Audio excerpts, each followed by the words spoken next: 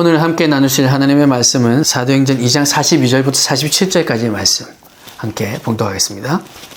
그들이 사도의 가르침을 받아 서로 교제하고 떡을 떼며 오로지 기도하기를 힘쓰니라. 사람마다 두려워하는데 사도들로 말미암아 기사와 표적이 많이 나타나니 믿는 사람이 다 함께 있어 모든 물건을 서로 통용하고 또 재산과 소유를 팔아 각 사람의 필요를 따라 나눠주며 날마다 마음을 같이하여 성전에 모이기를 힘쓰고 집에서 떡을 떼며 기쁨과 순전한 마음으로 음식을 먹고 하나님을 찬미하며 또 온 백성에게 칭송을 받으니 주께서 구원받는 사람을 날마다 더하게 하시니라. 아멘.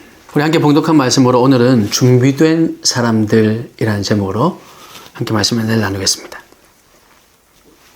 우리가 지난주에 하나님을 의식하며 사는 사람들, 구브로와 구레네 사람들, 이름도 없이 하나님의 삶을 감당했던 그 사람들 과연 어떻게 그럴 수 있었을까에 대해서 그들은 하나님을 의식하며 사는 사람들이라고 말씀드렸고, 그 하나님을 의식하며 사는 사람들, 이 구브로와 구레네 사람들, 이들은 어떤 특징이 있길래, 어떤 삶을 살았길래 그러면 그렇게 할 수 있었던 것인가 나누는데, 지난주에 그 첫 번째로 하나님이 알아주시는 것을 추구하는 사람들이었다. 그러니까 하나님께서 인정하시는 것이 무엇인가? 아니, 하나님께서 인정받는 삶을 어떻게 해야 되는가? 이것을 추구해가는 사람들이었다라고 말씀드렸고, 그래서 그것을 알기 위해서 우리는 기도해야 된다. 기도하는 가운데 정말 이 기도를 그냥 우리의 필요를 구하는 것이 아니라 하나님과 대화하는 것, 하나님 앞에서 나 자신을 발견하는 것, 이게 중요하다. 이게 진짜 기도다라고 말씀드리며 우리 그렇게 기도의 자리에 나가자 나누었습니다. 이어서 오늘 이렇게 하나님을 의식하며 살아가는 사람들, 이 구브로와 구레네 사람들, 이런 사람들은 또 어떤 특징이 있는가요? 그 두 번째로 그들은 준비된 사람들이라는 겁니다. 준비된 사람들이었어요.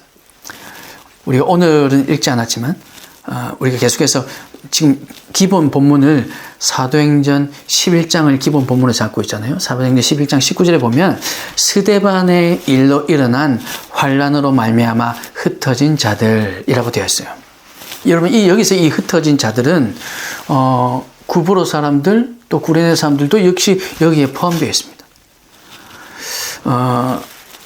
이 사람들, 이 일, 그러니까 스데반의 일로 말미암아, 그 환난으로 말미암아 흩어졌다 했는데, 이 일, 스데반의 일은 뭐냐면, 여러분 잘 아시는 것처럼 스데반 집사님이 박해받아서 돌에 맞아 죽었던 상황이죠. 그때 사울도 옆에 있었습니다. 네, 바로 이 일이 언제 일어났냐면 예루살렘 교회가 세워지고 나서 한 2년 혹은 3년 한 그 정도의 기간에 일어났던 일입니다. 그러니까 예루살렘 교회가 30년 정도에 세워졌어요.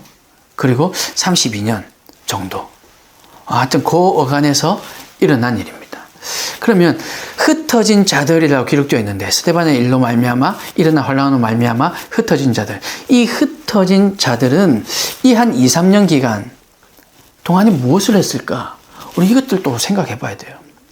그냥 흩어지기까지, 또 흩어지고 나서도 그 기간 동안 예루살렘 교회가 세워지고, 예루살렘 교회가 세워져서 이제 정말 그 사도들이 그랬을 거 아니에요. 이제 하나님 나라를 확장해 가야 된다. 예루살렘과 온 유대와 사마리아와 땅끝까지 이르러 복음을 전해야 된다 하면서 막 복음을 전하는 삶을 살았을 겁니다. 그리스도인다는 삶을 살고자 노력했겠죠. 그런데 그 2, 3년의 기간 동안 과연 그들이 어떻게 살았길래 여기에 와서 구브로와 구레네 몇 사람들이 헬라인에게 복음을 전하는 이 일이 일어나게 되었던가? 이거 분명히 연관이 있을 거라고 생각이 됩니다. 이 기간 동안 그들의 삶이 어떤 삶이었을까? 가 오늘 우리가 읽었던 본문 이 사도행전 2장 42절에서 47절에 기록된 내용이죠. 이 내용은 예루살렘 교회가 세워지고 난 이후의 내용입니다. 이런 삶을 살고 있었다는 거죠. 42절에서 47절 우리가 다 읽었죠. 여기 보면 첫 번째, 그들은요 사도의 가르침을 받았다 기록되어 있습니다. 42절에 그들이 사도의 가르침을 받아 서로 교제하고 떡을 떼며, 이 성찬을 얘기하는 거예요. 오로지 기도하기를 힘쓰니라. 그러니까 사도들의 가르침을 받아 말씀을 배우고 그들이 예배하는 삶을 살았다. 그리고 또 저기 47절 보세요. 하나님을 찬미하며 온 백성에게 징송을 받으니 하나님을 찬미하며 그래서 찬양하고 기도하고 이게 다 하나로 보면 예배라고 말씀드릴 수 있죠. 말씀을 배웠답니다. 한 2, 3년 기간 동안 아마 이들이 흩어지기 전까지 복음을 전해야 하니까 이미 복음을 유대인들은 구약성경 거의 다 알고 있었을 것이고 혹은 개종했던 사람들이 있다 할지라도 혹은 이제 배우고 있는 사람들이 있다 할지라도 그 구약성경 그들이 알고 있던 그 율법을 배우기 위해서 참 많이 말씀을 깨달아 또 배웠을 겁니다. 그리고 그 사도들을 통해서 예수님을 통해서 배웠던 것. 예수님께서는 이런 삶을 사셨고 또 예수님께서 하셨던 그 말씀 한 구절 한 구절 그들이 기억하면서 그렇게 말씀을 배웠을 겁니다. 그래야 복음을 잘 전하니까요. 이제는 유대인들이 그동안 알고 있던 율법을 전하는 것이 아니고 이제 예수님과 동행했던 그 삶, 예수님께서 가르쳐 주셨던 그 복음, 이제 그것을 전해야 되니까 그들은 그것을 배웠던 거죠. 말씀을 배웠습니다. 여러분, 그래서 우리는 말씀 가운데 날마다 새롭게 되어야 된다. 그렇게 계속해서 말씀드린 거죠. 우리가 말씀을 모르는데 어떻게 말씀을 전할까요? 제가 이 말씀을 읽지 않고 제가 연구하지 않고 어떻게 설교할 수 있을까요? 복음을 전하면서 예수님을 모르는데 복음서에 기록된 그 예수님을 전혀 알지 못하는데 어떻게 복음을 전할 수 있겠습니까? 그러니 말씀을 알아야 된다는 겁니다. 이들은 이 구브로와 구레네 사람들, 이들은 말씀을 배우는 사람, 하나님을 예배하는 가운데 성경 공부, 말씀 공부를 했던 예수님이 도대체 어떻게 살았나를 공부했던 사람들이라는 겁니다. 물론 이들이 한 2년이나 3년 지나서 저기 아마 헬라인에게 내가 복음을 전해야 될 것 같아. 그래서 말씀을 배워야겠다. 물론 이렇게 생각하지는 않았을 겁니다. 그렇지만 그들은 어느 누구에게 복음을 전하든지 복음 전하기 위해서 말씀을 배웠을 겁니다. 그리고 하나님을 더 알아가기 원해서 말씀을 배웠을 겁니다. 이렇게 말씀을 배우는 삶을 살아왔다는 것. 그들이 바로 구브로 흩어진 사람들, 구레네 사람들이었습니다.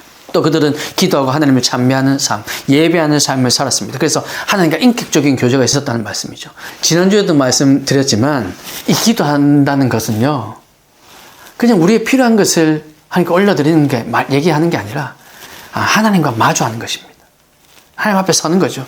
그래서 이 하나님과 대화하고 하나님과 교제하는 것, 예배의 삶을 통해서 하나님과 인격적인 교제를 누리고 있었다는 겁니다. 그러니 그들의 삶이 얼마나 은혜로 충만해 있었겠습니까? 얼마나 복음을 전하고 싶었겠습니까? 그들이 이렇게 의도했든 의도하지 않았든 준비되어 가고 있었습니다. 말씀으로 예배하는 가운데, 기도하는 가운데 그들의 은혜가 가슴에 이렇게 충만했다는 거죠. 그리고 또한 여기서 그친 것이 아니라 그들은 공동체 생활을 했습니다. 그리스도인들이 모여서 공동체 생활을 했어요. 그것이 보세요.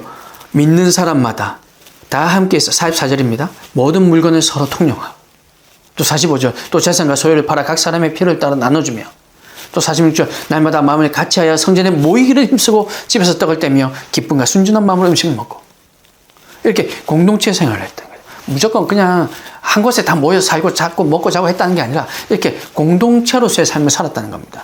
때로는 오해해서요, 45절 말씀, 또 재산과 소유를 팔아, 이 말씀을 예전에 또 이걸 자꾸 오해하고 또 의도치 않게 이 성경에서 진짜 의도하는 내용과 좀 다르게 교회 건축을 위해서 그래서 보세요. 여기 초대교회 성도들은 자기 재산과 자기 소유를 다 팔았다 이렇게 얘기하고 있는데 사실 그렇게 얘기할 수 없습니다.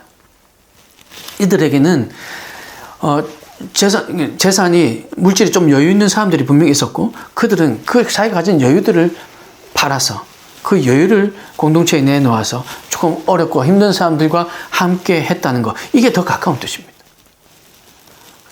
또 그렇다고 해서 나는 여유가 없으니까 난 안 할래. 이것도 아닙니다. 자기 마음에, 하나님께서 주시는 마음에. 그러니까 이것을 오해하면 안 된다는 거죠. 아무튼 이렇게 같이 한 곳에 모여서 먹고 자고 했다는 게 아니라 이렇게 공동체의 삶을 살았다는 겁니다. 우리 교회가 이미 그렇잖아요. 오늘날 교회가. 각자의 집이 있고 각자의 소유가 다 다르지만 그러나 교회에 어떤 중요한 일이 있고 우리의 필요가 있다면 각자의 할 수 있는 만큼 그래서 헌금하고 그래서 내어서 그것들을 채우고 또 돕기도 하고 세우기도 하고 그러잖아요. 그런 삶을 그들이 살고 있었다. 이미 그들이 공동체 생활을 통해서 하나님께서 우리를 이렇게 먹이시고 입히시고 우리를 살리시는구나. 하는 것을 경험하고 있었다는 겁니다. 그리고 또한 그들은 전도하는 것을 배웠습니다. 그래서 온 백성에게 칭송을 받으니 주께서 구원받는 사람을 날마다 더하게 하시니라. 그들은 복음 전하는 삶을 이미 살면서 그들은 배우고 있었다는 거죠. 여러분, 이것을 바라볼 때 이 사도행전 2장 42절 47절까지 말씀을 통해서 우리가 볼 때 준비된다고 하는 것, 이 준비된다고 하는 것은요, 어떤 프로그램, 어떤 교육을 이수하는 것과는 조금 다른 얘기다 생각이 됩니다. 오늘날 많은 교회들에서 성경 공부 프로그램들, 저는 그거 너무 좋다고 생각합니다. 그래서 뭐 제자 훈련반, 뭐 성장반, 양육반, 뭐 이런 여러 가지 과정들이 있죠. 그런데 우리가 착각하지 말아야 될 것은 이 과정을 거치면 나는 그렇게 양육이 다 된 것처럼, 다 성장한 것처럼, 제자가 된 것처럼 그렇게 생각해서는 안 된다는 거죠. 이런 과정이 중요하지만 이런 과정을 배웠다고 해서 이제 그런 삶이 된다, 이렇게 말할 수는 없다는 겁니다. 그래서 정말로 중요한 것은 듣고 배우고, 보고 배우고, 살아가면서 행동하면서 배우는 것, 이게 중요하다는 겁니다. 초대교회 성도들이 그런 삶을 살았고, 이 구브로와 구레네 사람도 이렇게 살았을 가능성이 너무나 농후합니다. 그래서 이들의 이 2, 3년의 시간 동안 이렇게 듣고 배우고, 보고 배우고, 행동하면서 살면서 배운 이 삶이 있었기에, 이렇게 준비된 사람이었기에 하나님을 의식할 수 있었고, 하나님께서 사용하겠다 할 바로 그때에 사용될 수 있었던 겁니다.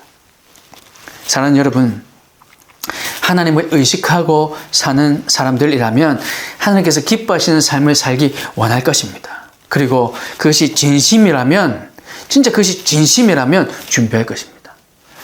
제가 사역을 시작하기 전에 제가 사역자가 되어야겠다, 직업으로 선택한 것이 아니라 내가 하나님께서 부르시는 대로 살겠다. 사실 제가 이렇게 언제 한번 시간이 되면 말씀드리겠지만, 초등학교에서 중학교 올라가는 그 시절에 제가 하나님 앞에 서원했던 것이 있어요. 철없는 마음으로 서원했던 겁니다. 그렇지만 진심으로 서원했었거든요. 근데 그 마음을 거의 15년간 까마득히 잊고 있었는데 하나님께서 기억나게 해주셨어요. 그래서 이제 하나님께서 정말 원하시는 삶을 살아야 되겠다라고 생각하는 순간, 그 이전까지는 의도치 않게 제가 준비되어 왔다면 그 이후부터는 이제는 의도를 가지고 내가 하나님의 손에 붙들려야겠다, 하나님께서 날 잘 사용하실 수 있도록 만들어야겠다라는 의도를 가지고 준비하기 시작했습니다. 그리고 그 첫걸음이 신학교에 가야겠다는 것이었죠. 그리고 말씀을 읽고 기도하고, 신학교에서도 책을 통해서도 배우지만 목사님들의, 교수님들의 삶을 통해서도 배우고, 이렇게 준비하는 삶을 살아가기 시작했다는 겁니다. 여러분, 그것이 진심이라면, 하나님께서 원하는 기뻐하시는 삶을 살겠노라 하는 것이 진심이라면, 그러면 그 사람은 이제 준비하기 시작할 겁니다. 언제든 사용될 수 있도록 말이죠. 그래서 교회다운 교회도 준비하고 있는 겁니다. 하나님께서 사용하시려고 하는 그때, 그 장소에 어떤 사역이든지 사용될 수 있도록 말이죠. 그래서 그저 하나님 예배할 수 있는 공간 허락해 주시면 그럼 시작할게요가 아니라, 하나님 다 준비되어 있습니다. 언제든지 말씀만 하시면 제가 하나님께서 원하시는 곳에 가서 하나님의 마음으로 섬기겠습니다. 이렇게 준비되어야겠다. 그래서 그렇게 우리 준비하고 있는 것입니다. 우리 모두가 그래서 이렇게 말씀도 배우고 기도하며 또 복음을 전하는 삶이 어떤 삶인가, 그리고 공동체 삶 속에서 우리가 교회의 공동체가 되었을 때 나는 어떤 역할을 감당하며 어떤 삶을 살아야 될 것인가, 이 모든 것들 잘 준비하여서 하나님의 손에 붙들려서 하나님께서 기뻐하시는 삶을 살아가는 저와 여러분이 되시기를 주님의 이름으로 축복합니다. 그리고 또 한 가지 더, 이 하나님을 알아가고자 하는 사람들, 이런 사람들은 고정관념을 넘어선 사람들이더라는 거죠. 여러분 19절에 보세요. 19절에서는 여전히 유대인들에게만 복음을 전했다라고 얘기하고 있지만 20절 말씀에서는 헬라인, 이 그리스인 애들에게도 복음을 전했다라고 기록하고 있습니다. 예루살렘 교회가 세워진 지 지금 15년이 지났어요. 그래서 예루살렘과 온 유대와 뭐 이렇게 지금 얘기하고 있죠. 그리고 사마리아와 땅끝까지, 이거 정말 그렇게 하고 있는가? 그렇게 하기 위해서는 그저 땅끝까지 가서 거기에도 찾아보고 유대인이 있다면 그에게만 복음을 전하는 것인가? 여러분, 이게 아니잖아요. 예루살렘 교회가 세워진 후 지금 15년이 지났지만 여전히 그들은 선민들이야라는 고정관념. 그게 선민의식이죠. 선민들이야라는 고정관념. 하나님께서 택하신 백성 우리야 라는 고정관념을 가지고 있었다는 거죠. 그래서 그들이 우리가 복음을 전해야 되고 그건 맞아요. 근데 복음을 전할 때 유대인들에게만, 하나님께 택하신 그들에게만 전하겠다라고 생각하고 있었던 거죠.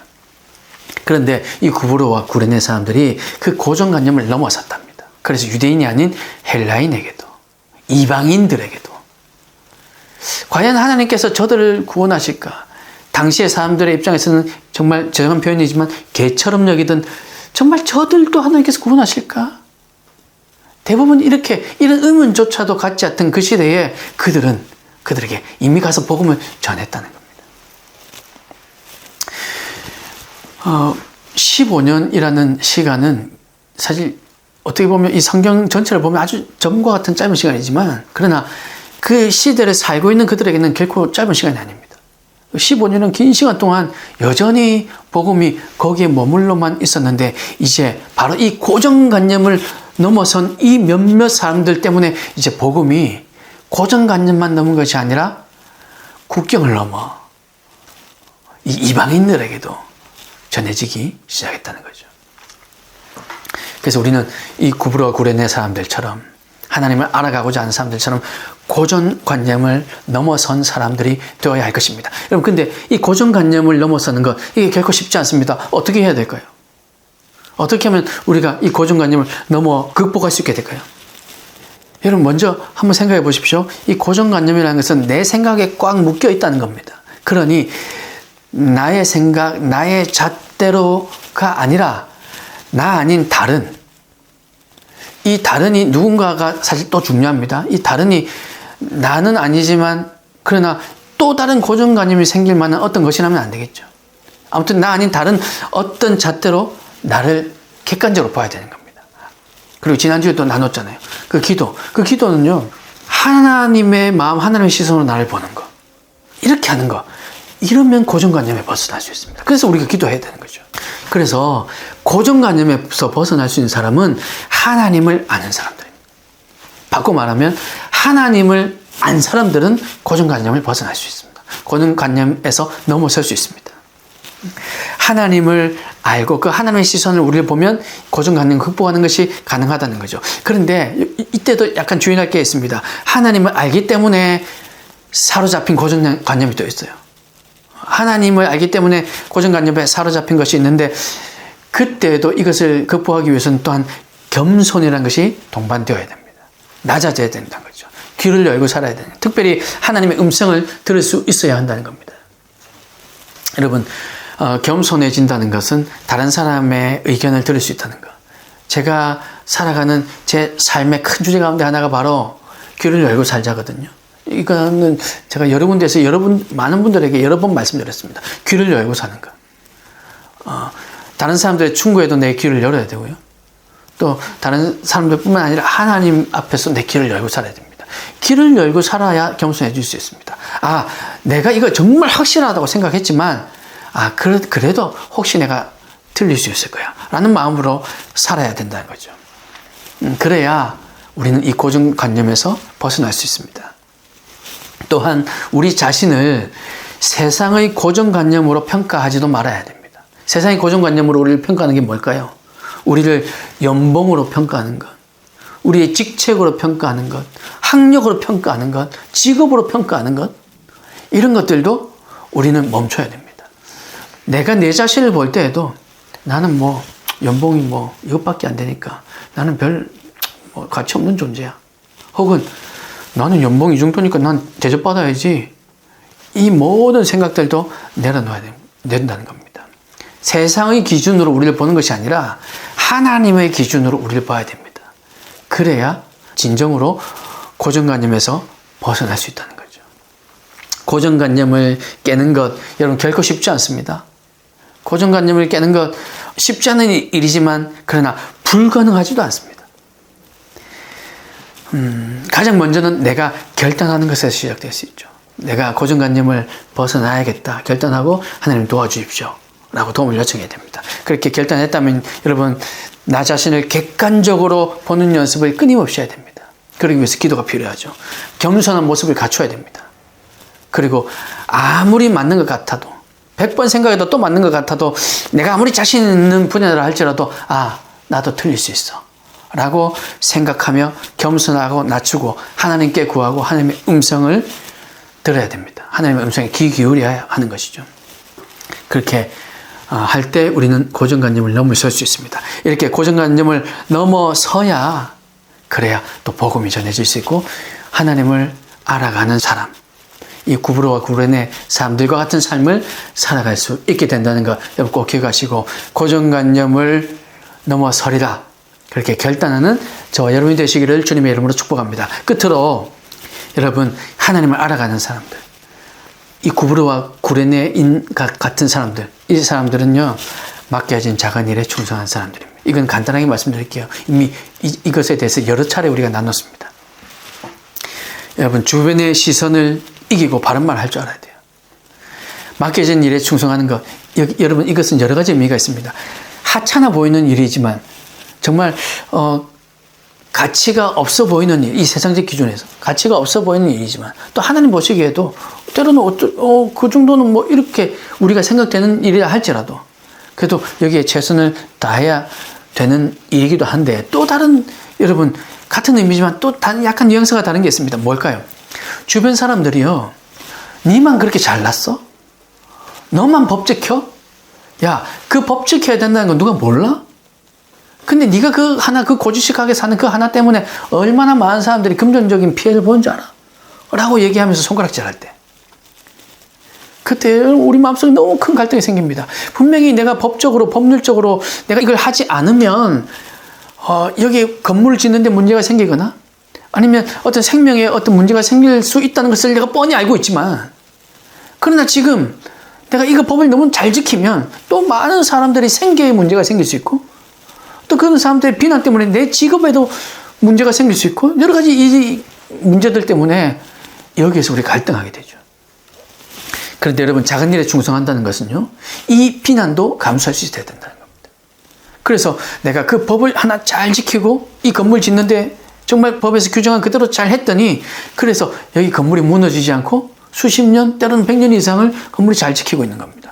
그런데 이 건물이 무너지지 않고 잘했으면요 아무도 칭찬해 주지 않아요. 그렇잖아요.